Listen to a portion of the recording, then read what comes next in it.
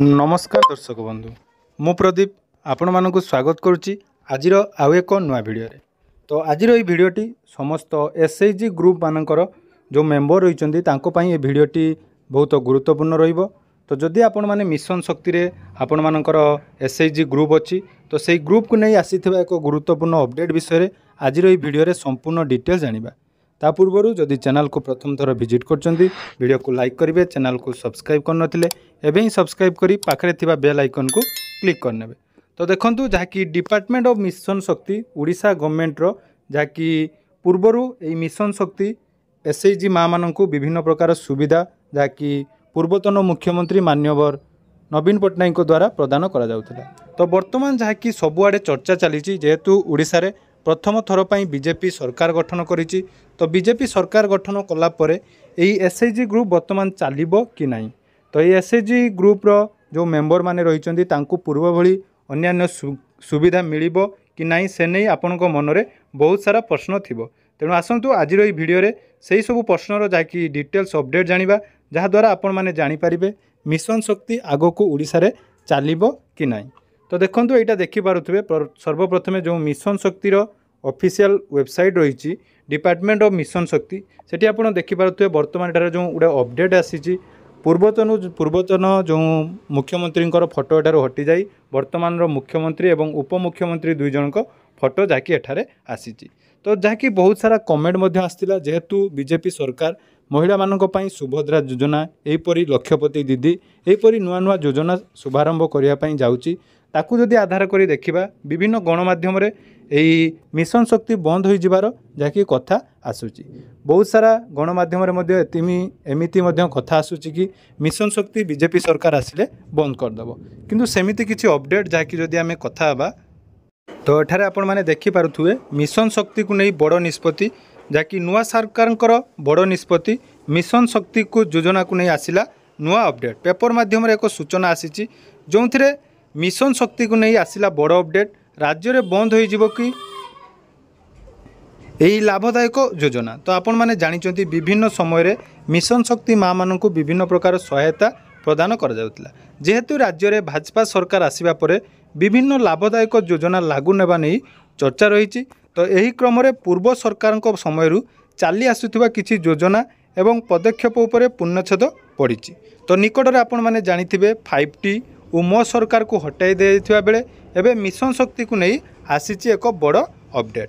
तो जेहेतु पूर्वतन सरकार 5T एवं मो सरकार ये किसी योजनार जो बंद है पर मिशन शक्ति को नहीं वर्तमान राज्य में समस्त महिला मानक मध्य आलोचना चली। तो देखंतु राज्य में मिशन शक्ति योजना को नहीं जारी रहिबो किंबा आगो को यह बदली जिवो ता विषय आलोचना हेउची। तो नुआ सरकार महिलांको पई उल्लेखनीय परिवर्तन करबा नहीं जाकि प्रस्तुत हेउचंदी। तेणु निर्वाचन इस्ताहार रे आपण माने जानिथिबे महिला मानक पई बीजेपी बहुत बड़ घोषणा करथिला जहाँकि राज्य रे सरकार परिवर्तन हेले बा सरकार कले सेही निष्पत्ति गुडी को से पूरण करिवो। देखंतु सरकार जो आसीबा पूर्वरु प्रथम दिन रे मिशन शक्ति तो नुहे महिला मानक पई जहाँकि सुभद्रा योजना रे जो वार्षिक 25,000 टंका हिसाब से 2 वर्ष में 50,000 टंका मिलिबो बोली घोषणा कर जायतिला। तेणु यही योजना बीजेपी जो सरकार गठन करिबा परे घोषणा करिछि जहाँकि 100 दिन मध्य लागू हबो बोली मुख्यमंत्री मोहन चरण माझी जहाँकि सूचना देइथिले।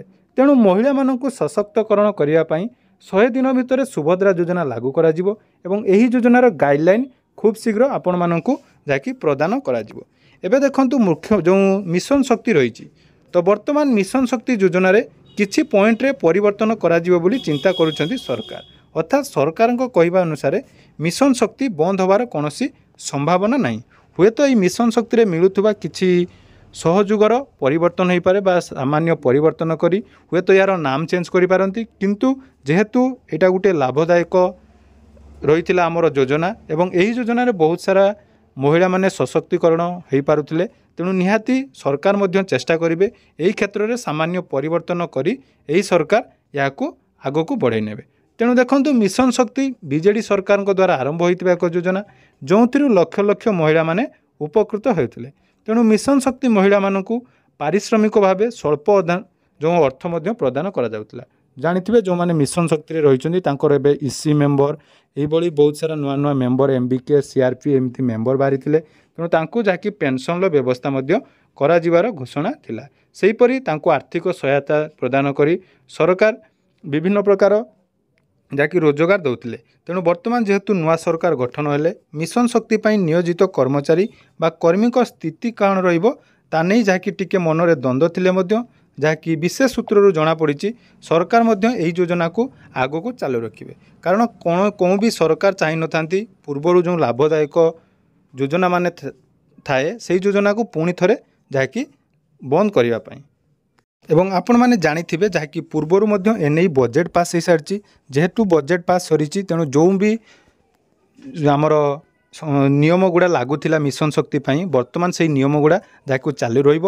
ପରବର୍ତ୍ତୀ ସମୟରେ ଆସ୍ତେ ଆସ୍ତେ ଏହି ନିୟମରେ ପରିବର୍ତ୍ତନ ହୋଇଥାଏ। ତେଣୁ ଯେଉଁମାନେ ବି ମିଶନ ଶକ୍ତିରେ ମାଆ ମାନେ ରହିଛନ୍ତି ତାଙ୍କର ଡାଟାବେସ୍ ଅଲରେଡ଼ି ସରକାରଙ୍କ ପାଖରେ ବା ତାଙ୍କର ବିଭାଗ ତରଫ ପାଖରେ ରହିଛି। ତେଣୁ ସେହି ଡାଟାକୁ ଆଧାର କରି ସରକାର ହୁଏତ ଆଗକୁ ଯାହାକି ନୂଆ ଯୋଜନା ଆରମ୍ଭ କରିପାରନ୍ତି। ଯେମିତି ସୁଭଦ୍ରା ଯୋଜନା, ତ ଯେଉଁମାନେ ବି ମିଶନ ଶକ୍ତିରେ ଥିଲେ ତାଙ୍କୁ ସୁଭଦ୍ରା ଯୋଜନାର ଯାହାକି ଲାଭ ମିଳିବା ପାଇଁ ଯାଉଛି। ତ ଆପଣମାନେ ଜାଣିଥିବେ ସୁଭଦ୍ରା ଯୋଜନାରେ ଯାହାକି 23ରୁ 59 ବର୍ଷର ମହିଳାମାନଙ୍କୁ 50,000 ଟଙ୍କାର ଭାଉଚର ପ୍ରଦାନ କରାଯିବ ଏବଂ ସେହି ଭାଉଚରକୁ ନେଇ ଆପଣମାନେ ଯାହାକି କୌଣସି ରୋଜଗାର କରିବା ପାଇଁ ସାମଗ୍ରୀ କିଣିପାରିବେ। ତେଣୁ ଏହିପରି ବହୁତ ଗୁରୁତ୍ୱପୂର୍ଣ୍ଣ ଅପଡେଟ୍ ଏବେ ଆଗକୁ ଆସିବ। ତେଣୁ ଏହି ଭିଡ଼ିଓ ମାଧ୍ୟମରେ ମୁଁ ଆପଣମାନଙ୍କୁ ଜଣାଇ ଦେବା ପାଇଁ ଚାହୁଁଛି ଯେ ମିଶନ ଶକ୍ତି ବନ୍ଦ ହେବା ନେଇ କୌଣସି ଅପଡେଟ୍ ନାହିଁ।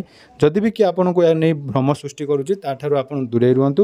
ତ ସରକାର ଏ ବିଷୟରେ ପରବର୍ତ୍ତୀ ସମୟରେ ଯାହାକି ଚିନ୍ତା କରିବେ ଏବଂ ଏହି ମିଶନ ଶକ୍ତି କେମିତି ଆଗକୁ ଚାଲିବ ବା ଏଥିରେ କ'ଣ କ'ଣ ପରିବର୍ତ୍ତନ ହେବ ତାହା ମଧ୍ୟ ଖୁବ୍ ଶୀଘ୍ର ଆପଣମାନେ ଦେଖିବା ପାଇଁ ପାଇବେ। ତେଣୁ ଯେଉଁମାନେ ସୁଭଦ୍ରା ଯୋଜନା ବିଷୟରେ ମଧ୍ୟ ବହୁତ ସାରା କମେଣ୍ଟ ଆସୁଥିଲା, ଯଦି ଆପଣମାନେ ତା ବିଷୟରେ ଡିଟେଲ୍ସ ଭିଡ଼ିଓ ଜାଣିବା ପାଇଁ ଚାହୁଁଛନ୍ତି ଡେସ୍କ୍ରିପସନ୍ରେ ମୁଁ ତା'ର ଲିଙ୍କ୍ ମଧ୍ୟ ଦେଇଦେବି। ତେଣୁ ଆପଣମାନେ ଯେଉଁ ମିଶନ ଶକ୍ତି ମାଆ ମାନେ ରହିଛନ୍ତି ସେମାନଙ୍କର ଯେମିତି କାର୍ଯ୍ୟକ୍ରମ ଚାଲୁଥିଲା ବର୍ତ୍ତମାନ ମଧ୍ୟ କାର୍ଯ୍ୟକ୍ରମ ଚାଲିବ, ସେଥିରେ ଆପଣଙ୍କୁ କୌଣସି ଚିନ୍ତା କରିବାର ଆବଶ୍ୟକତା ନାହିଁ। ତେଣୁ ପରବର୍ତ୍ତୀ ସମୟରେ ଯେତେବେଳେ ବି କିଛି ଅପଡେଟ୍ ଆସିବ ନିହାତି ଆପଣମାନଙ୍କ ସହିତ ସେୟାର କରିବି। ତେଣୁ ଆଶା କରିବି ଏ ଭିଡ଼ିଓଟି ଆପଣମାନଙ୍କୁ ନିହାତି ଭଲ ଲାଗିଥିବ। ଯଦି ଭିଡ଼ିଓଟି ଭଲ ଲାଗିଛି ଚ୍ୟାନେଲକୁ ସବସ୍କ୍ରାଇବ୍ କରିବା ସହିତ ଯଦି ଆପଣମାନେ ଏପର୍ଯ୍ୟନ୍ତ ଆମ ଟେଲିଗ୍ରାମ ଚ୍ୟାନେଲରେ ଜଏନ୍ ହେଇନାହାନ୍ତି ଜଏନ୍ ହେଇଯାଆନ୍ତୁ ଏବଂ ଆଗକୁ ବହୁତ ସାରା ନୂଆ ନୂଆ ଅପଡେଟ୍ ସର୍ବପ୍ରଥମେ ଆପଣମାନେ ଆମ ଚ୍ୟାନେଲରେ ପାଇପାରିବେ। ଧନ୍ୟବାଦ।